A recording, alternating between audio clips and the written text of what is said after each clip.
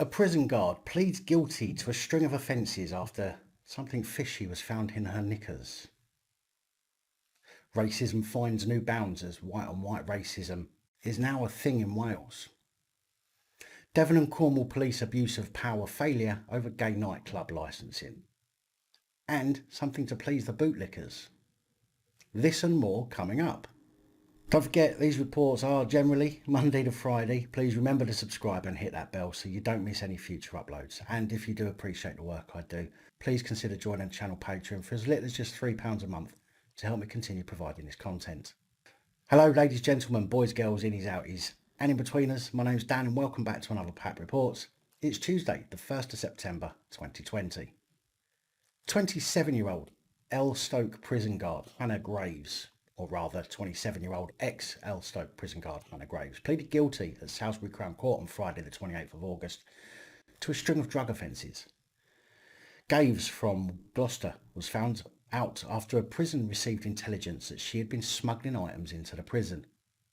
She was then stopped and searched as she arrived for a shift, and cocaine was found concealed in her underwear, and she was also in possession of black bags containing cannabis, 5 packets of tobacco and Rizzlers, all in her knickers.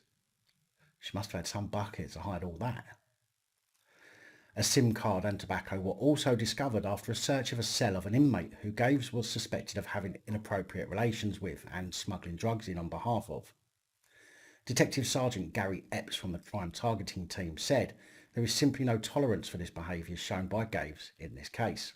The custodial sentence that has been given further highlights the severity of Graves' actions and we hope acts as a deterrent to anyone who thinks they may be able to get away with anything similar. There is no excuse for ever falling into such activities, and we will always act strongly against anyone attempting to take drugs or any form of contraband into our prisons. Local Inspector Chris Martin said, "We will always act on intelligence given to us and not only patrol the parameters of the prison robustly, but also the comings and goings inside the prison as well. This case highlights the ongoing partnership work between Wiltshire Police and staff at HMP Erlestoke to disrupt the illegal supply of drugs into the prison."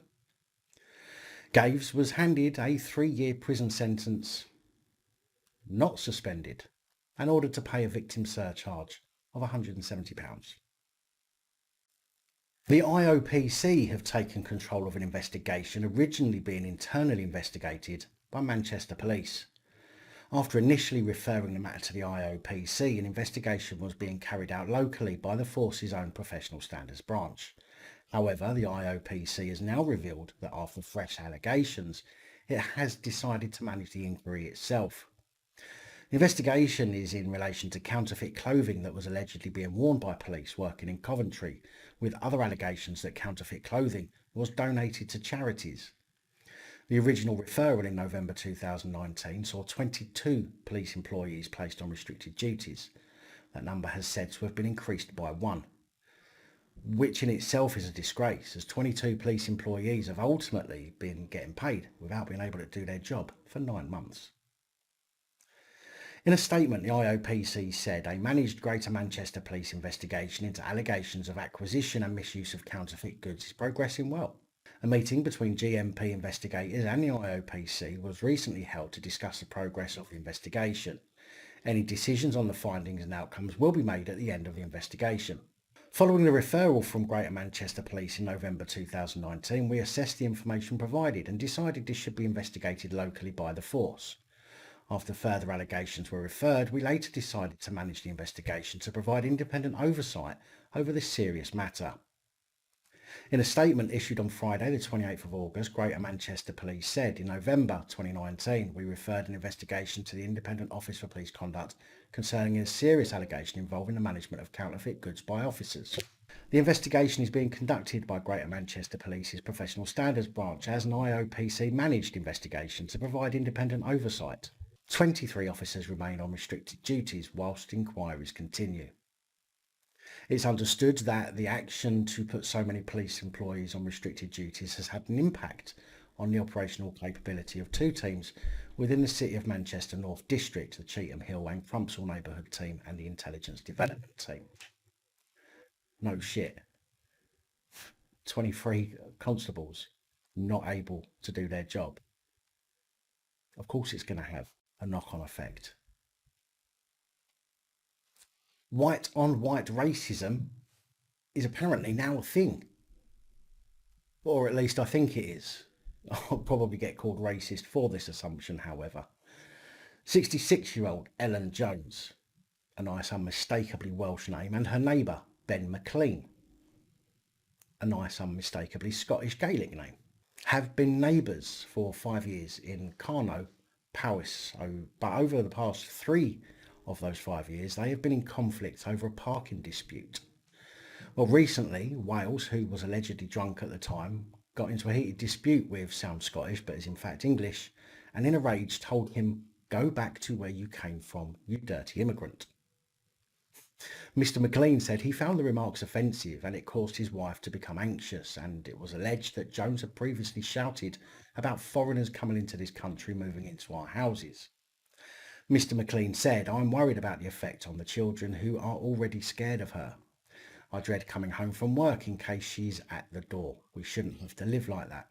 Jones was found guilty of using racially aggravated language and threatening abusive words towards her neighbour, and Chair of the Welsh Poor Magistrates Bench, Stephen Pembroke, gave Jones an 18-month community order, a £262 fine, 620 in costs and a £90 victim surcharge, and was given an 18-month restraining order. Paul Innes, defending, said Mrs. Jones doesn't accept her behaviour amounted to an offence and intends to appeal. She has no previous convictions and is a lady of good character, well thought of in the community and involved in many village activities. There is background to the dispute. Both parties have complained to the police about one another. And to be fair, I would appeal it too. Now, just think for a moment, and although I can't confirm that both are white, I'm having to assume that based on the facts the reports would definitely have added the colour of Mr. McLean's skin if he was BAME. So think about this. Us honkies can get charged with hate crimes against each other based on our race. If someone doesn't like the words we use, even when we are practically all the same anyway. So does this now mean that when we hear two black people calling each other the N-word, one can report the other for racially aggravated language? I'd like to see the police and courts complete a prosecution on that example. In fact, hate crimes can be reported by anyone. I've seen police forces asking the public to report them if they see them happening. So should we all be calling the police now when we hear BAME folk referring to each other in ways that could be seen as hateful? In fact, I call white folk honkies in these videos, and now that makes me guilty of a hate crime to thousands of people. Sorry, thousands of honkies. Am I to expect a knock at my door for that? It would make interesting content, but seriously, this should not, in my opinion, have been any more than a public order offence, and now giving people the power to race hate prosecute their own race is simply going to give the police more made-up crimes to chase after while they complain they haven't enough resources to investigate burglaries and other serious offences. I mean, this is a really interesting topic to me, and I'd love to hear your opinions in the comments, no matter if you're BAME or a honky. The coronavirus vaccine could be released as an unlicensed medicine with Big Pharma protected from being sued, which they already are, in planned changes to the law. A 3-week consultation into how little our lives are worth has been launched, in which ministers will consult on plans to allow the medicines regulator to authorise any vaccine for use once clinical trials demonstrate it's safe. 3 weeks. This is how little your lives mean to the government, and you think that they're there to protect you when they've already demonstrated that they cannot be trusted. During the Brexit transition, vaccine licensing rests with the European Medicines Agency, but our government want to be able to force any vaccine into service if they believe it's needed, even before a licence is granted. It's said that these changes could come as soon as October, and as part of the rule changes, pharmaceutical companies who create the vaccine that is being used is fully licensed before it's fully licensed will be significantly protected from being sued. The government's consultation document says this will help to give companies willing to cooperate in the sort of mass vaccination programme under consideration for COVID-19 or mass distribution of treatment in other situations some assurance that they will not be exposed inappropriately to civil liability. I'm not sure it would be inappropriate though. Although for what it's worth, companies could still be liable under the Consumer Protection Act if a vaccine is found to be defective, but only if it was possible to identify the problem before the vaccine was put on the market, which is a very clever way of saying nothing at all, because there is no way anyone could prove the vaccines to be defective, and literally gives the government to put anything in a syringe and give it to us, you know, because big business is far more important than the peasants of this land. In 2009, a number of people developed narcolepsy after being treated with a vaccine created by GSK for swine flu, which the government rushed into use, having not gone through the normal testing process. Peter Todd, a partner at Hodge, Jones and Allen, which represented Pandemrix claimants, said today's announcement raised many questions. He said that usually the protection to workforce is by a government indemnity, not through immunity. The Department for Health and Social Care statement does not mention if the government has indemnified the manufacturer of any COVID-19 vaccines. I think we should be told. I'm sure they will have. The statement does not mention if COVID vaccines will be added to the Vaccine Damage Payment Act scheme in the same way as the swine flu vaccines of 2009 to 10 were added. I think we should be told about that. He also questioned whether granting pharmaceutical companies immunity from civil claims complied with the Human Rights Act under Article 6, right to a fair trial, adding that claims against immunisers can arise due to circumstances such as vaccinating without informed and incorrect method of vaccination. The government said the law changes were a precautionary measure if for some reason the European Medicines Agency does not grant a licence to a vaccine which is available this year. So in other words, if the vaccine isn't ready and hasn't been tested and is refused a licence by the European Medicines Agency for that reason, then the UK government can simply override that decision and force their untested vaccinations on us. Now, I get that people have differing views about this whole situation, and I'm certainly not telling you whether you should get vaccinated or not. I'm not an anti-vaxxer. It's entirely your decision, and I'm not trying to persuade you that this situation isn't real. I do believe there is a virus. I just don't believe it's anywhere near as bad as what's being said. I do believe that we've had far worse pandemics and never taken these precautions or actions. I also believe that, for me anyway, putting something to my body that's not been tested properly or licensed is a very bad idea. But it's a personal choice that you have to take yourself, the same as your own beliefs about coronavirus. I certainly won't judge anyone for their beliefs. I just want people to do the right thing for them, but also have the information available to make that informed decision.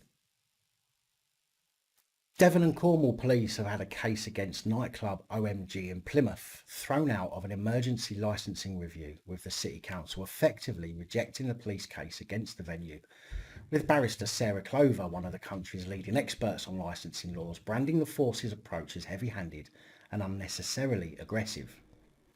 Devon and Cornwall police implemented powers under the licensing law for an urgent hearing after allegations of a serious sexual assault at the bar, but this was described as the wrong way to deal with the concerns.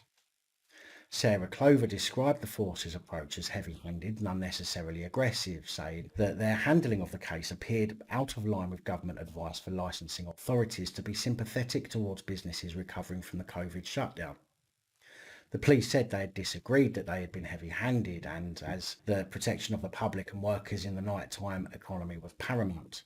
A spokesman rejected criticism of their handling of the case and said the review was brought legally and justifiably due to an allegation of a serious offence on the premises. The urgent summary review hearing police asked for was followed by a full review hearing, both held in private at the City Council's licensing subcommittee, on that basis that disclosing police evidence might prejudice the crime investigation.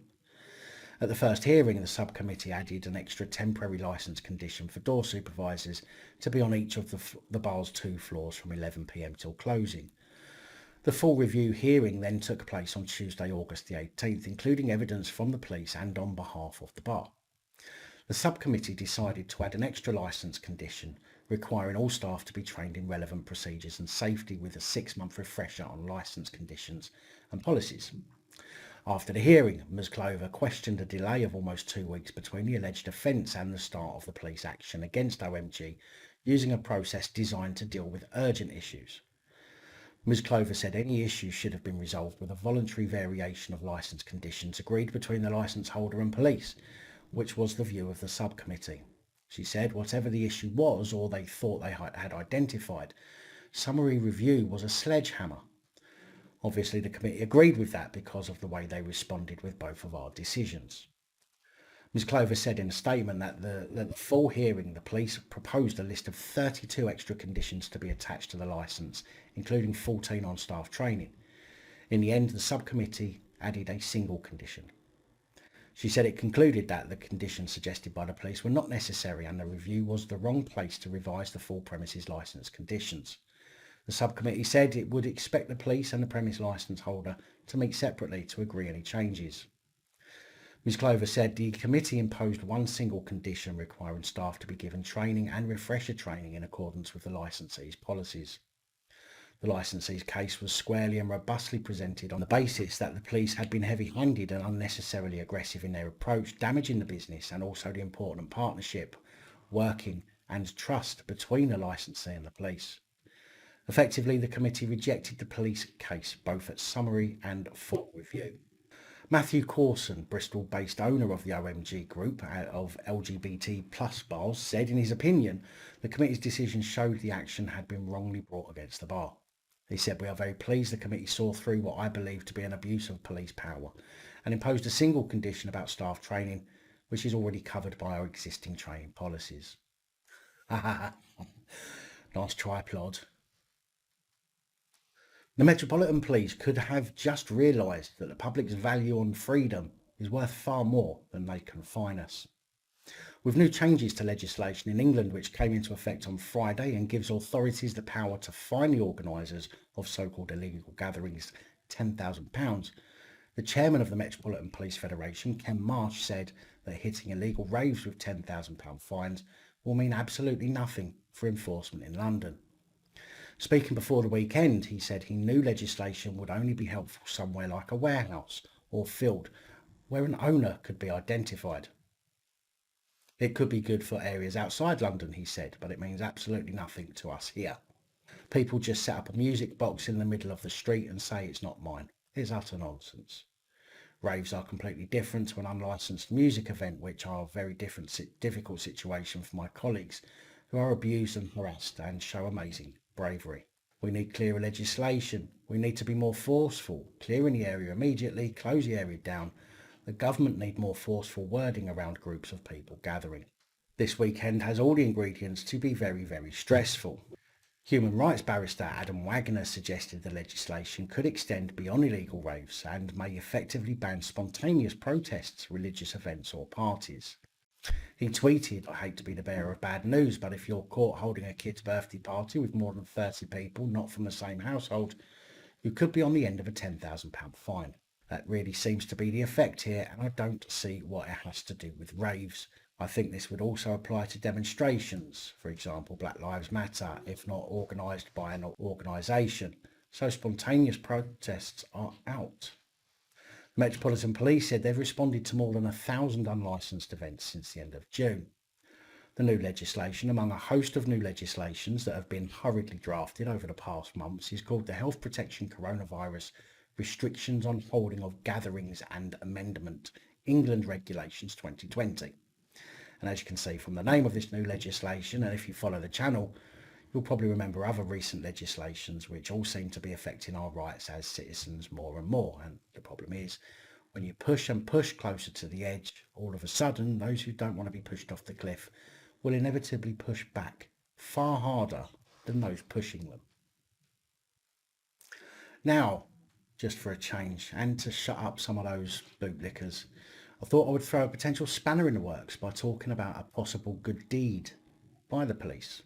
Sussex Police are said to have donated £91,000 to charities and organisations in West Sussex using money from the Police Property Act fund, made up of money received by the police from the sale of unclaimed lost property and property confiscated by order of the courts and then sold.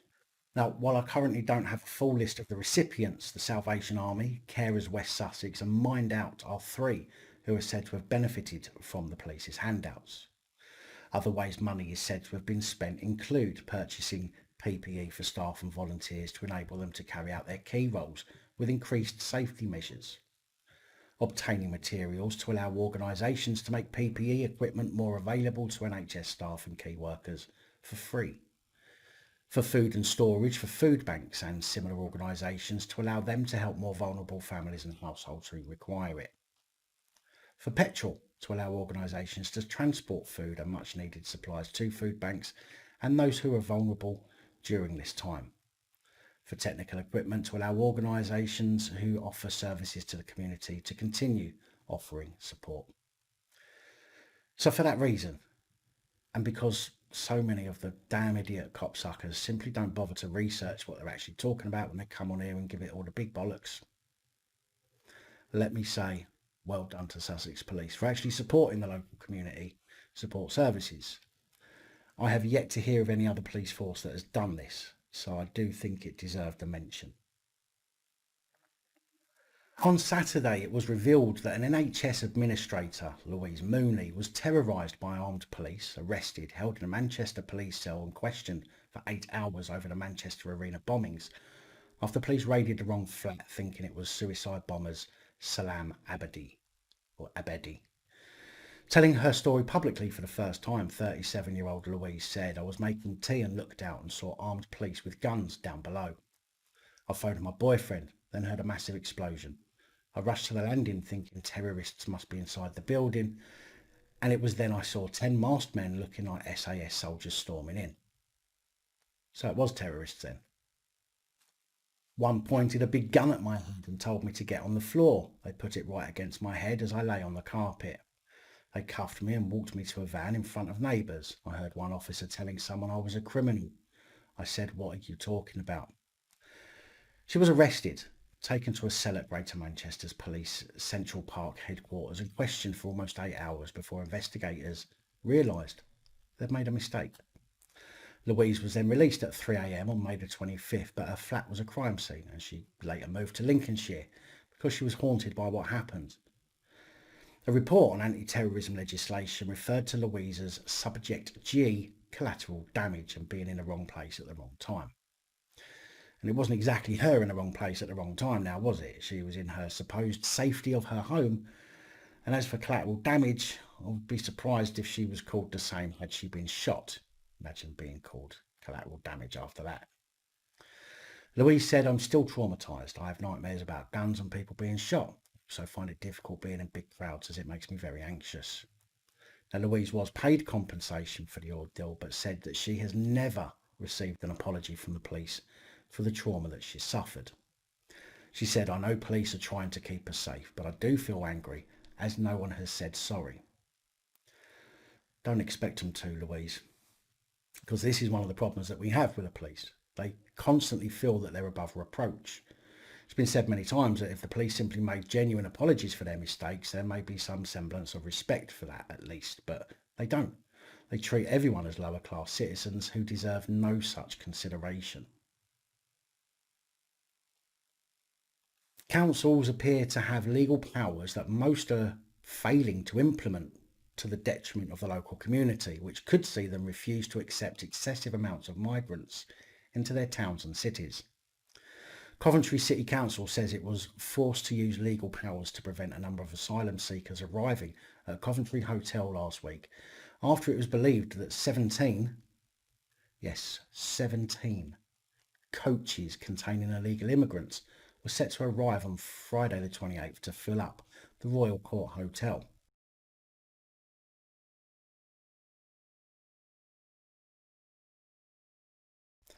But the City Council said that the decision to use the hotel as a hostel had been made with no consultation with the City Council. Councillor Abdul Salam Khan, Deputy Leader of Coventry City Council and whose portfolio covers enforcement, said, although the city was open and diverse, they had to act because the goodwill of the city is being taken advantage of. He pointed to 2 other hotels in the city already being used by the Home Office to house asylum seekers, and said as specialist health services are already struggling to support those already in hotels. And I'm sure it's not just the local health services that are being stretched. Councillor Khan said the decision to use our legal planning powers to stop the arrival of asylum seekers to the Royal Court Hotel was not taken lightly, but we believe we were left with no alternative. The decision to use the hotel as a hostel was taken with no consultation with the City Council, and when we found out and objected, our views were ignored. The Home Office's contractors already use 2 city hotels to provide temporary accommodation, and we believe that being made to have more is disproportionate for a city of our size. This has been a difficult decision, but we believe it is the right one. Coventry is justly proud of its status of being an open and diverse city that promotes peace and reconciliation. Coventry is a city of sanctuary and has been a voluntary asylum dispersal city since 1999. Although this has been and remains the right thing to do, we have done so when other towns and cities have refused to. But it appears that Coventry's goodwill is being taken advantage of, with no say in the increasing numbers being sent to the city who come with little or no funding and support, which is not in their interest or ours. All we are trying to ensure is a fair deal for the city and the service users at a time when we all need all of the support we can to manage the massive challenge of coronavirus. Now, the precise legislation that was used was the Town and Country Planning Act 1990, section 171E. The information I asked for by Coventry City Council literally just linked me to that legislation, which is as vague as could possibly be, but seems to focus primarily on caravans rocking up and using land that's not intended for that use and that can be detrimental to the local residents, something you'd expect to be used against travellers' sites. But I'm going to look into it further and see what I can find out when I have some more time. In the meantime, I will link to the legislation in the description so you can have a look and do some research for yourself. Healthcare provider Care UK is said to be investigating an employee for her opinions after she admitted in an online video that she did F all during a pandemic and claimed coronavirus was a load of balls. Louise Hampton, apart from being a bit of a fitty, recorded the video criticising the certificate she had been given, thanking her for her efforts and making a difference to patients during the pandemic.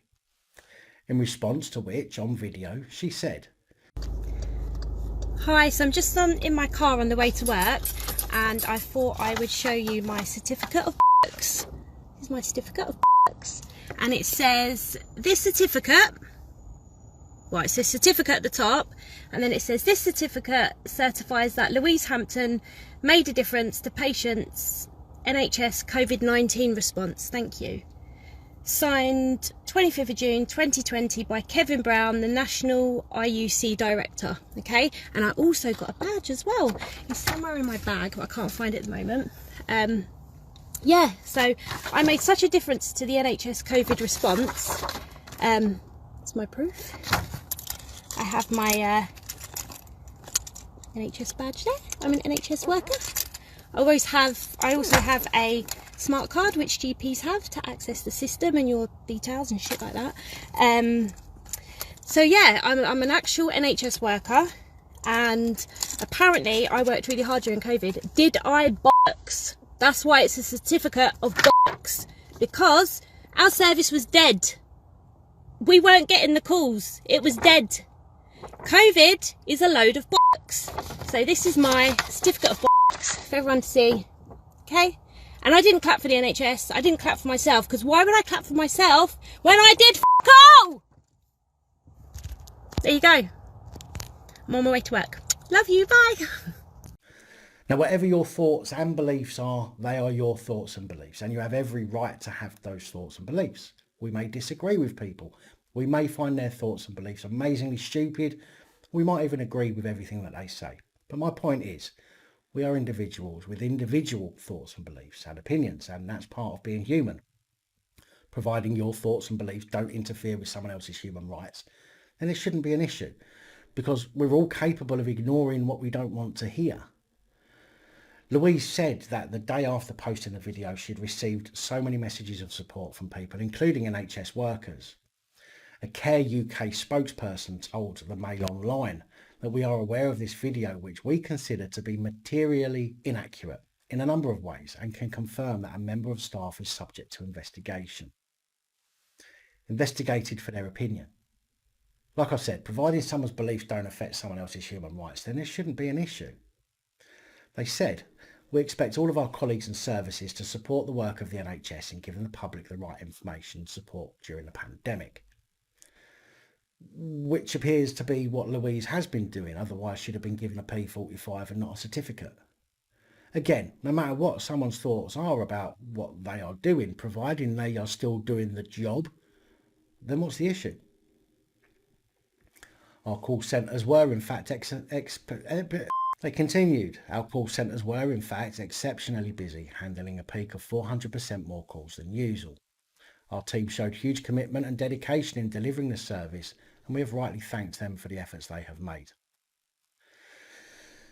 Now, I wanted to share this video not to get a backlash from those of you who want to wear masks and distance yourself from your family, loved ones, whatever. I personally respect your choices, and I'm happy to discuss with you, as you know, in the comments. The reason I share this video is because there is a vast number of medical professionals or medical NHS workers who have spoken out over recent months with regards to the COVID situation.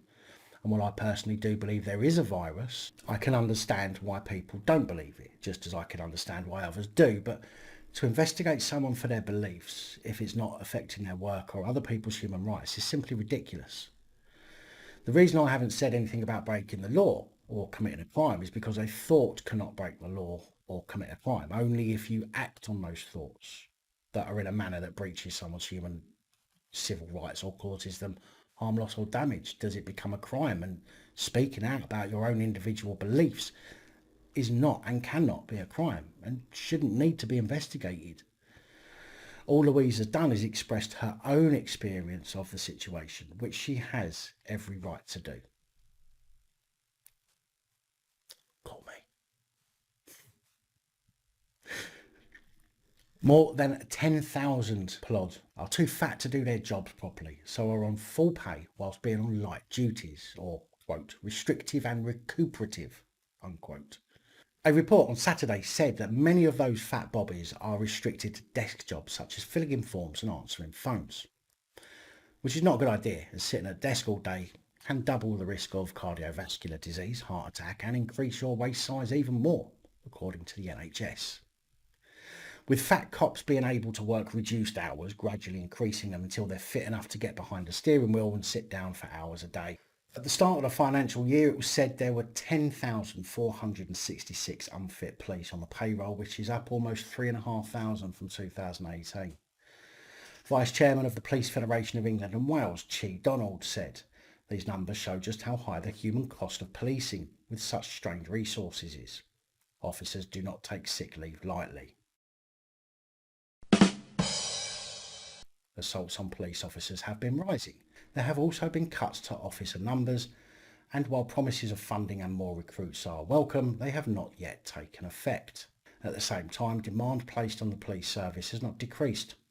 Add the current pandemic to this and you can get some sense of how taxing the job can be, both mentally and physically. But yet none of that explains why UK police forces aren't keeping its employees fit enough to work though, does it, Chi? Let's be fair, if the police service is strained, then the police would be very busy indeed, which should keep them at the very least adequately fit and healthy. So I can't see personally how the strained resources or cuts to numbers are increasing the level of fat tosspots being paid to do less work. I mean, if anyone can explain this to me, please do in the comments, because I simply cannot get my head around it. On Sunday, the Metropolitan Police, the same force who once said they would come down hard on people breaking the COVID rules, who then went on to allow large gatherings to take place, who then said that they won't be standing for people flouting the rules, who then went on to say that fining people is a waste of time, allowed the so-called Million People March to take place, which, despite the misleading name, saw just about 300 BLM activists marching along the normal Notting Hill Carnival route. The march is said by organisers to be against police brutality after the death of George Floyd. Surely then you should be marching in the USA, seeing as George Floyd's death has nothing to do with the UK. In a statement posted on the Million People March website, they say the event reawakened a deep anger towards the current unjust treatment of people, particularly black people in custody, on arrest, as well as during interactions with police in the UK. They want to impugn the current inequalities that beset the black community due to the entrenched and systemic racism.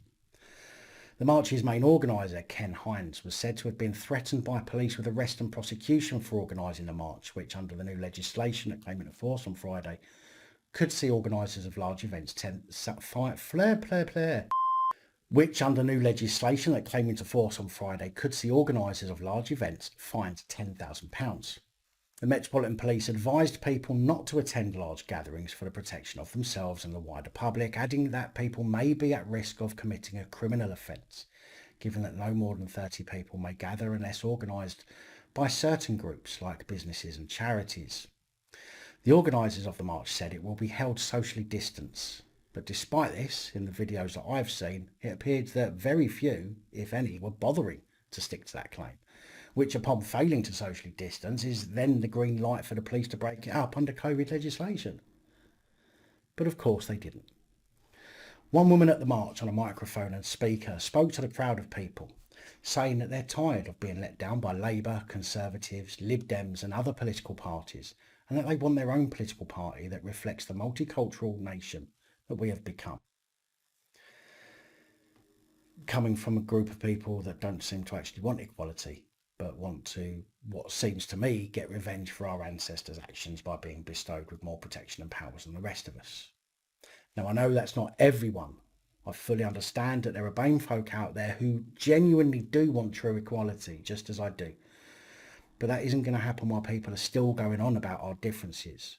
And it seems that although many people who believe in and join these organisations and movements initially want true equality, it seems that many soon forget that what they've joined for and are led down a path that changes their initial values by the event organisers and the herd mentality that comes with it.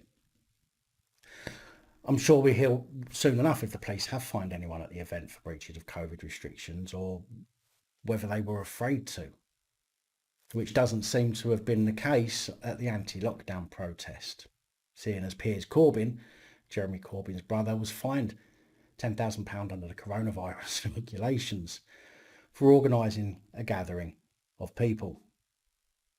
The gathering took place in Trafalgar Square in London on Saturday afternoon, and the Metropolitan Police said that a 73-year-old man was arrested in Trafalgar Square on Saturday on suspicion of breaking the new Health Protection Regulations 2020. But what the statement didn't say is that he was held in a police set. He was held by police for 10 hours. They didn't mention that he had filled in risk assessments for the event and been in contact with Scotland Yard for 2 weeks prior to the event taking place. He was informed on Sunday that a fixed penalty notice would be issued for £10,000 for the offence of holding a gathering of more than 30 people in an outdoor place, according to the Metropolitan Police. However, on further research, it appears that although the police spoke to Ken Hines, the organiser of the Million People March, about the legalities of their march, they have since wrote to him to tell him that his organisation, Communities Against Violence, did fit the criteria of a political body as outlined under the regulations. Now, Article 10 of the Human Rights Act, freedom of expression, and Article 11, freedom of assembly and association, are fundamental human rights and should only ever be curtailed under the most extreme conditions, which you would think would have to be extreme enough to prevent all gatherings, not just some. Therefore, to allow some protests to go ahead and others not must be a breach of these rights, and as these rights aren't transferable to allow some to enjoy the benefits and others not. A protest is completely different from organising a rave, for example, and although I think the £10,000 fine is extreme and must be unlawful somewhere, as it's certainly not a proportionate punishment, if fines are to be handed out, then it can't be to people who are protesting. It's been said that 11 £10,000 fines were issued over the weekend across the country, with Piers Corbyn thought to be the first. And if that's not a political move, then I don't know what is. 73-year-old Piers Corbyn claimed organisers had been in contact with police for 2 weeks about the anti-lockdown protest and said, "I'm not going to pay. My solicitor has written a statement rebutting the claims. The arrest of me is completely unjustified. The demonstration had gone smoothly and the police were guiding us down Whitehall when another group of officers turned up and frog-marched me off." Now, whatever your politics are, wherever your religions lie, this cannot be justified. Allowing one protest to take place while criminalising another, this is not proportionate policing anymore. It's selective policing and cannot be allowed to happen. And we must find a way to fight back against this abuse of power from both the police and the government. PC Andrew Harper's wife, Lizzie Harper, took to the internet over the weekend in a bid to, quote, dispel misleading and deliberately harmful claims, unquote, about the Harper's Law campaign, seeking harsher punishments for those who kill emergency workers. She said she wanted to address some incorrect statements that were circulating on social media in relation to the campaign, adding that I have no intention of providing running commentaries, but it's important to right some wrongs that are being said. Harper's Law will be a law in which will mean that a person found guilty of killing a police officer, firefighter, nurse, doctor, paramedic or prison officer as a direct result of a crime they have committed, then they would be jailed for life. This means that a life sentence would be imposed, asking for a minimum term in prison. Details we plan to discuss with politicians and decision makers soon. Harper's Law is not asking for whole life orders, nor has it ever mentioned a life sentence for manslaughter. Any suggestions that this is what we are asking for is misleading, deliberately harmful and incorrect. I have no plans to strive for any legislation of this sort. She added, it goes without saying that I am driven by the heinous killing of my brave husband and the safety of his colleagues in the future. Heinous in this instance obviously means accidental, because although the 3 boys were breaking the law and someone died as a result of it, it was a not planned killing, and PC Harper simply got caught up in a crane strap hanging out the boot of the vehicle. Unfortunate and devastating for the family, but nonetheless, it was an accident. In a tweet on the Thames Valley Police Federation Twitter account, they quoted Lizzie Harper as saying, I know that if he could, my husband Andrew would be right by my side fighting for Harper's Law with me. He would want me to get this law passed for all who deserve it. Now, I don't know what PC Harper was like. I would like to think he was a decent copper. Therefore, I would suggest that maybe he isn't as keen to separate the police from the public any further than they already are, and instead would simply campaign for proper sentencing for all crimes involving the death of someone, whether they be the police or the public. However, after all is said and done, Lizzie Harper failed to address the fact that placing more value on the life of the police over the value of life on the public is disgusting. Especially when an organisation, or as an organisation, they utilise every conceivable tool at their disposal, including professional standards, IOPC and CPS, to cover up and protect their own from prosecution over deaths of the public by police. This is something else that needs addressing by the public, because they have already started fighting for stronger sentencing against assaults. Now it's against deaths, which I might add neither should be acceptable anyway. But it shouldn't be acceptable when the police are victims of a member of the public, or when the public are victims of the police. But if this is allowed to continue, where will it stop? Equal for all or not at all is a phrase I hear myself saying more and more frequently, and if we're not careful, being in the police will become yet another more protected characteristic, eroding the fairness and impartiality of law even further. Big thank you to channel supporters, one and all, especially the channel Patreon supporters. Your support is truly appreciated and really does help. And that's all I have for you today. Please like, please share, please comment and please subscribe if you haven't already. Let me know your thoughts, as I know many of you will. And until next time, stay safe, look after each other, film the police, and of course, other officials. Good night, all. Thank you for taking the time to watch this video. If you like the content and you'd like to help support the channel, you can do so. In the description of every video there are some links to ways that you're able to help support the channel so I can continue putting out content. If you're unable to help us in that way, hit that subscribe button up the top there. If you haven't already, become a subscriber. That is support enough. Share the videos, comment, like, it all helps. If you're looking for something else to watch, up top there is my latest video. Down the bottom there is a video that YouTube recommends for you.